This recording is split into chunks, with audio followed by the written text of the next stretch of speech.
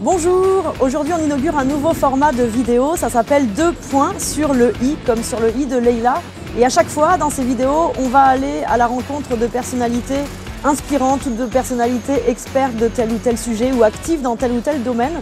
Aujourd'hui c'est la journée mondiale contre la peine de mort, on en parle dans un instant avec Sandrine George Skinner. Et en attendant, générique.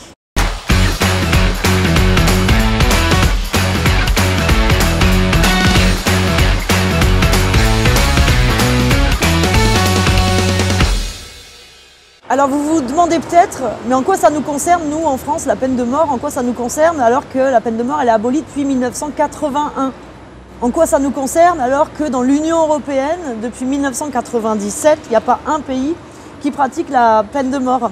Ben si, ça nous concerne parce qu'il y a 1000 personnes chaque année sur Terre qui sont exécutées. Ça nous concerne parce qu'il y a 2/3 des habitants de la planète Terre qui vivent dans des pays où la peine de mort est autorisée. La lutte pour l'abolition universelle de la peine de mort, c'est aussi une lutte pour les droits humains.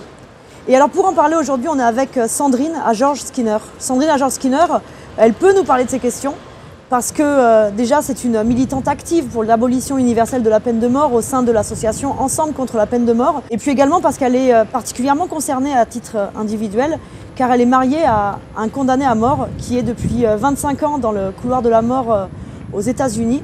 Elle est mariée avec lui depuis 11 ans et on va parler donc de cette grande question avec Sandrine George Skinner. Bonjour Sandrine. Bonjour Léla. Alors avec Sandrine on se connaît parce qu'on a travaillé ensemble il y a quelques années. Je travaillais pour une association qui s'appelle Ensemble contre la peine de mort et j'ai eu la chance, donc le plaisir de travailler avec Sandrine pendant quelques mois. Ouais. Est-ce que tu pourrais te présenter Sandrine? Bah oui, effectivement, je travaillais avec Léla. J'étais en charge du programme des débats, elle était en charge de la logistique pour un congrès mondial contre la peine de mort. Ça a été une grande aventure. Donc, moi, je suis française. Je suis mariée à un Américain qui est condamné à mort au Texas depuis depuis 25 ans. On se bat pour prouver son innocence depuis longtemps. On s'est battu 15 ans pour obtenir des tests ADN. Donc, ça fait 23 ans qu'on se connaît. On a fêté nos 11 ans de mariage là il y a quelques jours. Toi, tu vas voir régulièrement Hank, donc ton mari? Oui, j'y étais au printemps. J'ai passé 3 mois au Texas. Et c'est vrai que quand on y va depuis aussi longtemps, on a aussi malheureusement des énormes chagrins. On a perdu 3 amis, très bons amis cette année. Je pense que c'est pas fini malheureusement. Donc ça, il faut le porter. On connaît les familles depuis très longtemps. Les enfants, on les voit grandir au parloir. Les familles de condamnés à mort. Oui, les familles de condamnés à mort. Et aussi, moi, je travaille aussi avec des familles de victimes aux États-Unis qui militent pour l'abolition de la peine de mort, qui veulent la justice et qui disent mais la justice, c'est pas la mort. Parce que là, concernant Hank, donc ça fait, comme tu disais, 24 ans qu'il est dans le couloir de la mort. Pendant ces 24 ans, donc à tout moment, il peut. Non, parce qu'il y a des procédures d'appel, il y a des périodes où, pendant que l'appel est en cours, il ne peut pas avoir un mandat d'exécution. Maintenant, il y a une procédure pour prouver son innocence, justement. Pour le moment, on est à l'étape précédente. Et si la cour d'appel nous donne raison, il pourra déposer un recours pour prouver son innocence. Donc c'est très lent et on vieillit tous les deux. On est un peu fatigués, mais il tient le choc. Il est à l'isolement carcéral depuis 20 ans. Ça fait 20 ans en juin. Et je ne sais pas où il trouve des forces, donc moi ça m'en donne aussi en fait. Ouais, oui, tu as l'air d'avoir toujours la forme en tout cas. Il faut. Ouais.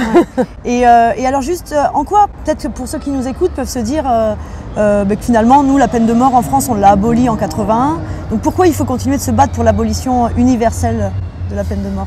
D'abord parce que la peine de mort, ça pose un certain nombre de questions sous-jacentes qu'on ne s'est pas posées en France.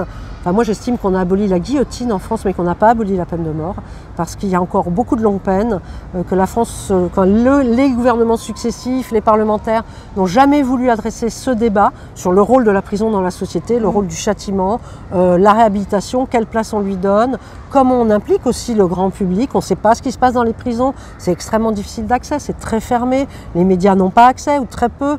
Donc il y a cette partie-là qui est intéressante, il faut avancer ce débat.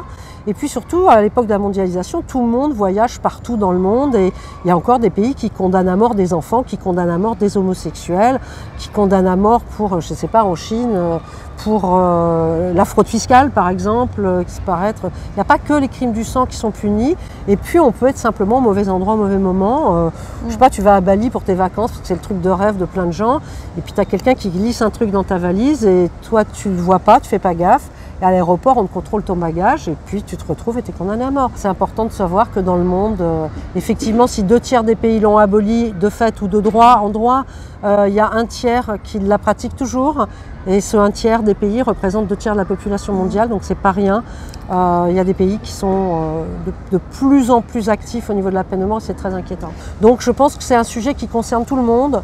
En plus, on voit quand même que à peu près le seul dénominateur commun des pays qui pratiquent la peine de mort, c'est pas nécessairement la pauvreté, ce sont les régimes politiques totalitaires ou assez totalitaires, hein, puisque le seul pays d'Europe qui le pratique encore, c'est le Bélarus, qui est donc une dictature issue de l'Union soviétique. Et je pense que pour les jeunes, il faut prendre conscience surtout que des pays qui ne respectent pas le droit à la vie et qui n'abolissent pas la peine de mort sont des pays qui ne respectent pas les droits de l'homme en général.